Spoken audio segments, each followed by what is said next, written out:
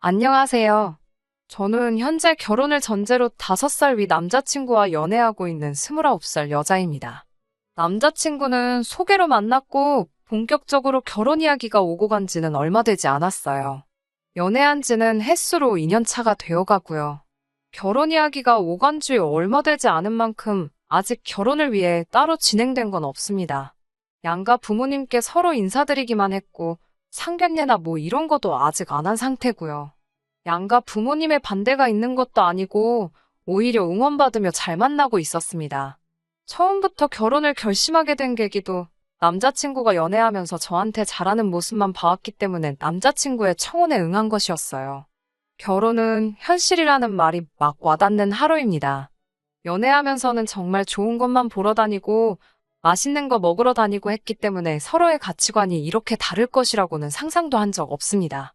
사실 연애를 막 시작했을 당시에는 남자친구와 결혼까지 할 거라고는 생각도 해본 적 없습니다.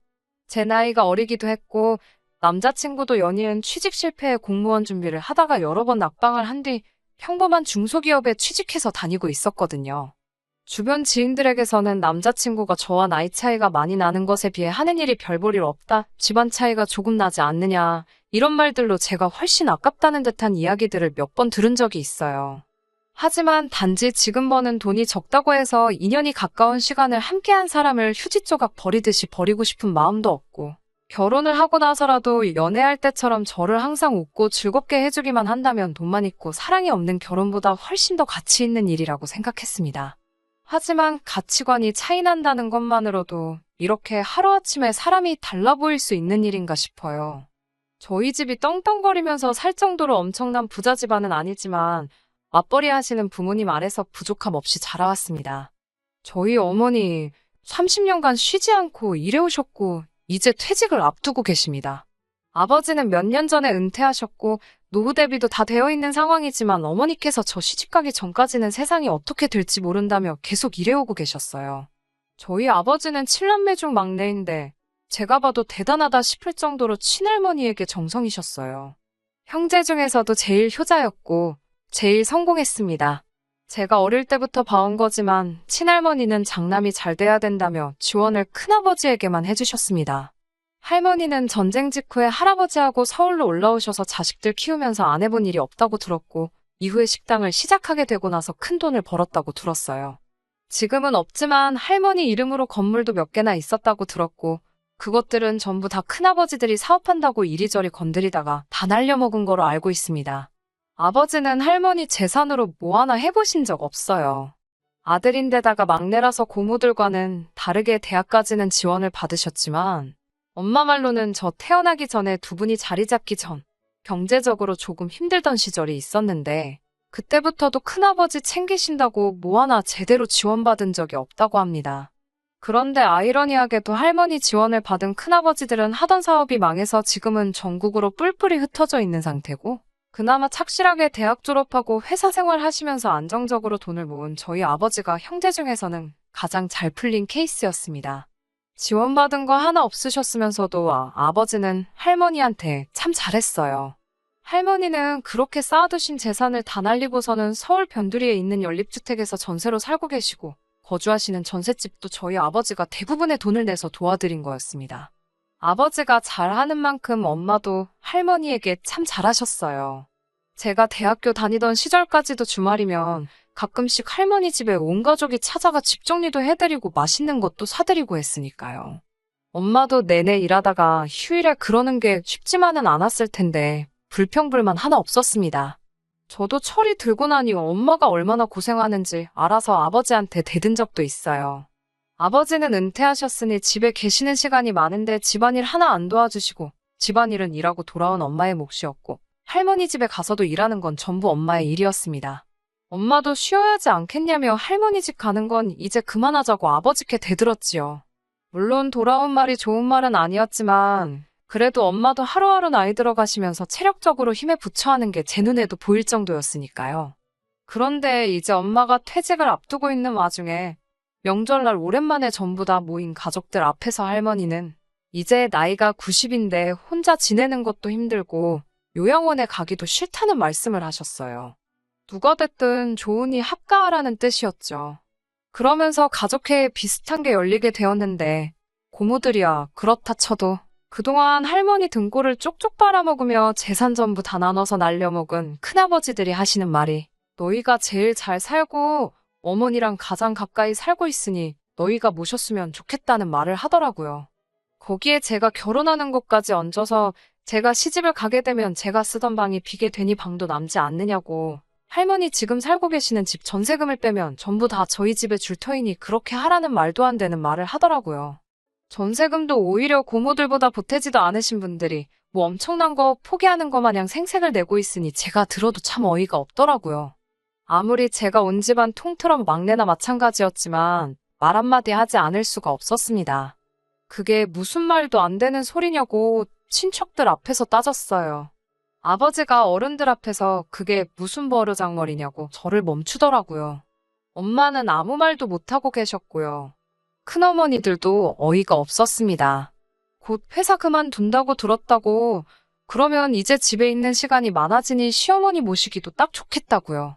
한 분 빼고 여태껏 전업주부로 살아오신 분들이 여태까지 일한 저희 엄마한테 떠넘기는 꼬라지도 어이가 없더라고요. 아무리 전부 다 날려먹었다지만 여태까지 할머니가 모아놓은 재산으로 여유롭게 지내시던 분들이 이제 갱년기가 와서 슬슬 이리저리 아픈 곳 생기는 저희 엄마한테 이제 일 안 하니까 모시면 참 좋겠다고 하는 말도 어이가 없었고요. 그날 결론이 난 일은 아니고 좀 더 이야기해볼 일이라고 흐지부지 되기는 했지만 누가 봐도 우리 엄마가 독박 쓰게 될 거라는 건 불보듯 뻔한 이야기였습니다. 아버지 말 맞다나 어른들 일에 제가 끼어드는 게 주제넘은 일일 수도 있지만 이대로 평생 우리 엄마 혼자만 다 떠안는 꼴 보기 싫어서 나중에 엄마만 따로 해서 제가 한마디 했어요. 엄마도 이제 다른 사람들처럼 노후자금 쓰면서 편하게 지낼 때인데 엄마도 몸성한 곳 별로 없는데 이제 와서 할머니 모시면서 시집살이 하는 거 보고 싶지 않다고. 그거 보면 내가 시집 가서도 마음 아프지 않겠냐고요. 할머니한테 받은 거 하나도 없다면서 할머니가 애지중지하던 장남인 큰아버지도 있고 할머니 재산 가지고 사업하다 날려먹고 나서 전부 지방으로 도망가 놓고 돈 떨어져 개털된 할머니 거들떠도 안 보고 지내는 다른 며느리들 있는데 왜 엄마만 혼자서 독박을 써야 하냐고. 그리고 그날도 별것도 아닌 것처럼 엄마한테 떠넘기려는 큰엄마들 못 봤냐고요. 그럴 바에야 요즘 황혼이혼이 유행이라던데 엄마도 차라리 아빠랑 이혼하고 엄마의 삶을 살았으면 좋겠다고. 이건 아무리 생각해도 아닌 것 같다고 제 생각을 솔직하게 말했어요. 엄마는 대번에 네 아빠랑 살아온 세월이 몇 년인데 그런 것 가지고 이제 와서 이혼이라니 무슨 말도 안 되는 소리를 하냐며 저를 나무랐어요. 꼭 모시지 않더라도 다른 방법이 있을 수도 있으니 아빠랑 상의하면서 알아보고 있다고. 할머니 전세금에 형제들 십시일반해서 우리 집 근처에 방 하나 얻어드리는 것도 생각하고 있고. 할머니 나이가 이제 90인데 이런 말 하면 안 되지만 얼마나 더 사시겠냐고. 오죽 외로우시면 저러시겠냐고 아직 은퇴 안 했다 생각하고 몇 년만 더 고생하는 것은 일도 아니라고 하셨어요. 사람 좋은 게 나쁜 건 아니지만 참 답답하다는 생각이 들었어요. 집안일이라서 사실 동네방네 떠들고 다닐 만한 일은 아니지만 저도 워낙에 답답한 나머지 남자친구와 데이트를 하다가 고민이라는 식으로 이 사실을 털어놓게 되었습니다. 그런데 오히려 남자친구는 제가 이 일 가지고 엄마한테 이혼도 생각해보라 한 사실에 엄청 충격을 받은 모습이었습니다. 오히려 제가 그런 식으로 생각하는 게 말도 안 된다는 듯한 말투로 이것저것 물어보더라고요. 처음에는 이혼이라는 말을 어떻게 그렇게 쉽게 꺼내냐고 믿음이 안 간다면서 반대로 입장 바꿔서 생각해보라고 너는 너네 부모님들이 그러신다고 해도 똑같이 모실 생각이 없는 거냐고 물어보더라고요. 저희 부모님 맞벌이 하시면서 노후 준비도 완벽하게 되어 있으시고 저한테 손 벌리실 일 절대 없다고 대답하니 사람 일이 어떻게 될지 모르는 거 아니냐고 하더군요. 그러면 반대로 엄마가 모시는 게 시어머니가 아니라 외할머니였으면 아빠한테 엄마랑 이혼하라고 할 거냐고 또 묻더라고요. 저희 외할머니는 5년 전에 돌아가셨고 할머니 요양원 가기 싫어서 자식들한테 신세 지려는 것과는 다르게 요양원에 들어가셨고요. 요양원 계실 때도 저도 엄마 따라 몇 번 다녀와 봤는데 뉴스 같은 데서 나오는 것과는 다르게 괜찮았거든요. 꼬치꼬치 묻는 질문들에 전부 대답을 하기는 했지만 기분이 조금 그랬어요. 제가 고민이라고 남자친구한테 털어놓은 요지는 이렇게 우리 엄마가 힘들었고 친척들이라고 있는 게 다들 남일인 것 마냥 우리 엄마한테 떠넘기기 바쁜 모습이 너무 실망스럽고 한편으로는 너무하다는 말을 하고 싶었던 거였거든요. 그런데 남자친구는 집요하게 왜 우리 엄마가 할머니 모시는 걸 가지고 제가 나서서 이혼을 하라 마라 하느냐. 그게 너가 기분 나쁠 일이 뭐가 있냐 말하더라고요. 나중에 가서는 그래서 앞으로 너네 부모님은 어떻게 하실 계획이냐는 것까지 묻길래 아직 모시기로 확정된 것도 아니고 집 근처로 방을 하나 얻어드릴 계획도 있으신 것 같다는 계획도 말해줬어요. 그랬더니 남자친구가 그건 조금 아니지 않냐고 반대를 하더라고요. 누가 보면 우리 엄마가 이혼하는 거를 남자친구한테 허락을 받아야 하는 것처럼 보일 정도라는 생각이 들었어요. 남자친구는 자식된 도리로 부모님을 모시는 게 당연한 거 아니냐고 말을 하길래 그때부턴 저도 남자친구 반응에 기분이 되려 안 좋아져서 자식된 도리로 부모님 모시는 게 맞으니 아빠 혼자 모시면 되는 거 아니냐. 엄마가 할머니 자식도 아니고 며느리일 뿐이고 할머니 모시게 되면 집안일이고 할머니 수발 드는 것까지 다 엄마 몫이지 아버지가 하는 게 아니지 않느냐고 쏘아붙였어요. 그 말을 듣더니 남자친구가 그건 아닌데 라고 말하며 참 걱정이 된다고 하더라고요. 자꾸 자식된 도리 운운하면서 오히려 저희 친척들 편을 드는 것 같은 모습에 이 사람이 지금 왜 이러나 싶더니 남자친구가 그러는 이유는 따로 있더라고요. 그러면서 구구절절 자기 어머니 이야기를 꺼내더라고요. 남자친구와 결혼 이야기가 오고 가는 중이었으니 저한테는 예비 시어머니 되실 분이지요. 아무튼 본인 어머니가 어떤 삶을 살아왔고 얼마나 힘들었는지 주절주절 말을 꺼내기 시작했어요. 본인 어머니, 아버지가 IMF 때 구조조정을 당하면서 이후에 하는 일마다 다 실패하는 동안에도 자식들 굶기지 않겠다고 온갖 굳은 일 마다하지 않고 살아오셨다. 이제 나도 결혼을 하고 안정적인 상태가 되게 되었으니 이제는 효도를 하고 싶은데 너가 말하는 걸 보면 너는 부모님께 효도할 생각이 없는 사람처럼 보인다.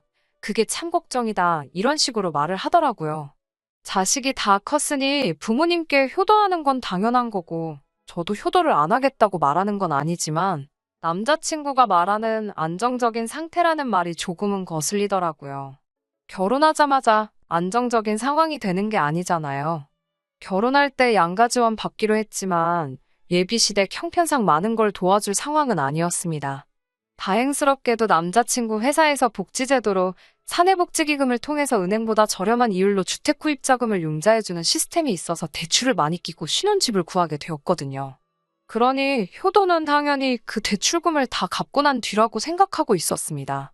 그런데 남자친구가 말하는 효도는 결혼하자마자부터 자기 부모님께 생활비를 드리고 싶다는 말이었고요. 저는 그거는 아닌 것 같다고 솔직하게 이야기했어요. 아무리 이자가 싸다고 하더라도 모아놓은 돈이 적어서 대출금이 워낙에 크기 때문에 한 달에 이자로 나가는 돈만 해도 무시 못할 테고 남자친구 말 맞다나 사람 일 앞으로 어떻게 될지 모르지 않냐. 효도를 하려면 대출금을 다 갚고 나서 하는 게 맞지 않겠느냐고 따졌지요. 남자친구는 당장 자기 어머니는 일하기에도 몸이 너무 망가진 상태라 이제 조금 편하게 지냈으면 하니 이해해 달라고 하더라고요. 일할 만한 체력이 안 되는 건 우리 엄마도 마찬가지 아니지 않냐. 거기에 할머니까지 모시게 된 상황이라고. 그런데 대출금 갚으면서 우리가 버는 돈 가지고 양가에 어떻게 생활비를 드리겠다는 거냐고 물었더니 남자친구는 너희 부모님은 노후 준비가 다 되어 있다고 하지 않았냐. 거기에 할머니 모시게 되면 전세금 뺀 돈까지 생기는 건데 당장은 안 드려도 아무 문제될 게 없는 거 아니냐고 하더라고요. 경우가 다르니 이 부분은 제가 이해해줘야 한다고 하면서요. 대출금 다 갚고 나면 그때 가서 드리자고요. 우리 엄마가 할머니를 모시게 되었다는 이야기를 하고 있었는데 어쩌다 이런 이야기까지 오게 된 건지 모르겠지만 남자친구의 태도는 강경했어요. 더 이야기해봐야 결론도 나지 않을 것 같고 싸우기만 할 것 같으니 그만 이야기하자고 했는데 남자친구는 끝까지 말을 보태더라고요. 제가 엄마한테 이혼하라고 하는 행동은 너희 어머니가 불효를 하게 만드는 거나 마찬가지라고 하면서 엄마가 제 말을 듣고 이혼을 결정하게 되신다면 부모를 내친 불효자 집안의 여식을 며느리로 드리는 자기 어머니의 기분이 어떻겠냐면서요. 나중에 진짜 우리 도움이 필요할 때 며느리 눈치 본다고 아무 말도 못하지 않겠냐고 그것만 생각하면 참 어머니가 불쌍하다고요.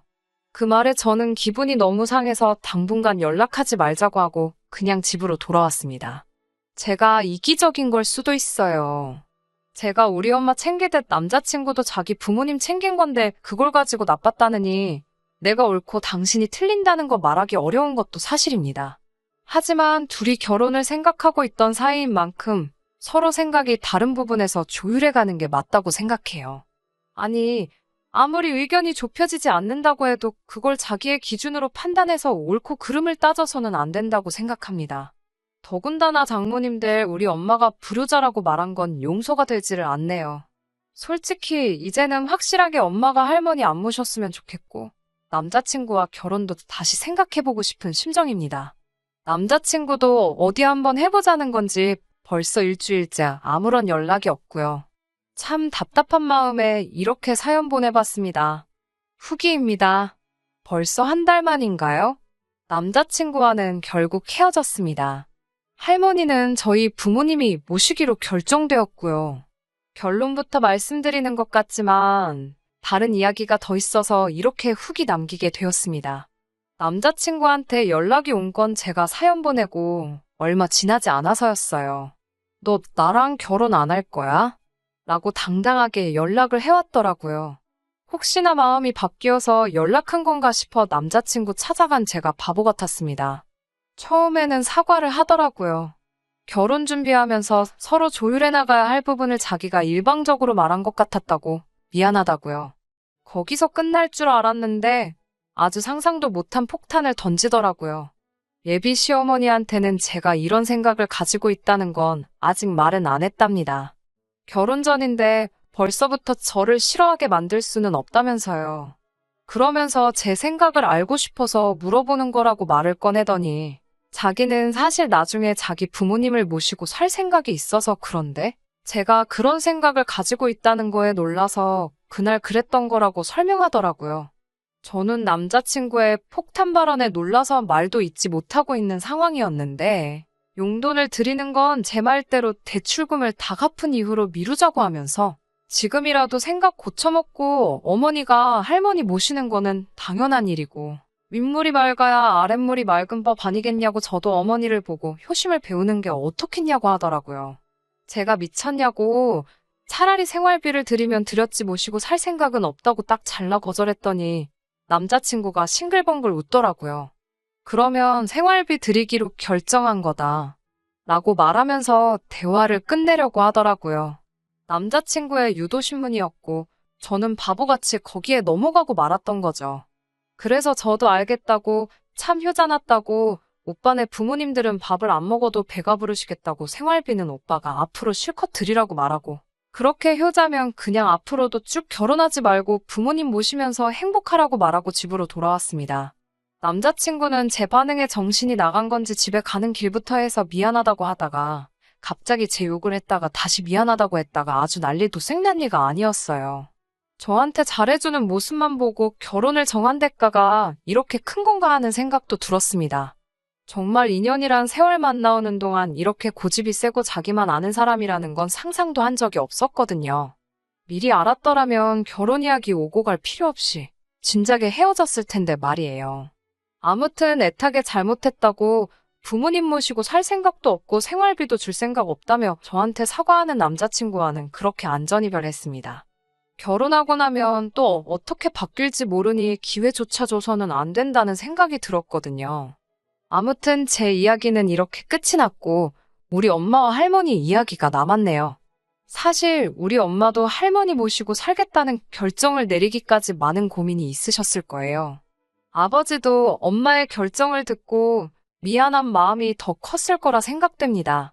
아무튼 친척들에게 전부 다 연락을 돌려서 최종적으로는 할머니를 모시고 살기로 했으니 생활비조로 얼마씩은 매달 보내줬으면 한다는 통보를 했고 할머니 집 전세금 뺀 돈과 부모님 돈을 합쳐서 제가 다니는 회사 근처에 오피스텔을 하나 얻어주고 제가 독립하는 쪽으로 이야기가 진행되었어요.